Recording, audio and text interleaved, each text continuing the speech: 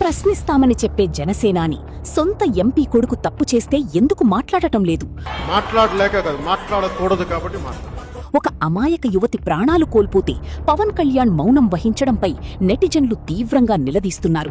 ఇంకోటి కార్ చాలా స్పీడ్ వస్తుంది అక్కడ నుంచి, దానివల్ల సొంత రాజ్యసభ ఎంపీ లింగమనేని రమేష్ కుమారుడు సంజూష్ నడిపిన లగ్జరీ కారు ఢీకొని ఇనార్బిట్ మాల్లో పనిచేసే భారతీ ముఖి అనే 26 ఏళ్ల యువతి అక్కడికక్కడే దుర్మరణం చెందింది.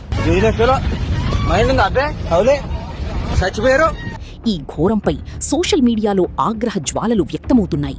ప్రశ్నిస్తాం అన్న సిద్ధాంతం సొంత పార్టీ నేతల దగ్గరకు వచ్చేసరికి ఏమైంది? నాకు సంబంధించినవి కాదు. కన్నబిడ్డను కోల్పోయిన ఆ పేద కుటుంబానికి తక్షణమే న్యాయం జరగాలి, కనీసం 2 కోట్ల నష్టపరిహారం చెల్లించి నిందితులపై చర్యలు తీసుకోవాలని నెటిజన్స్ డిమాండ్ చేస్తున్నారు. చట్టం ముందు అందరూ సమానులే అయినప్పుడు పదవులు చూసి తప్పులను దాచే ప్రయత్నం చేయకూడదు. మరి ఈ ఘటనపై పవన్ కళ్యాణ్ మౌనంపై మీ అభిప్రాయాన్ని కామెంట్ చేయండి.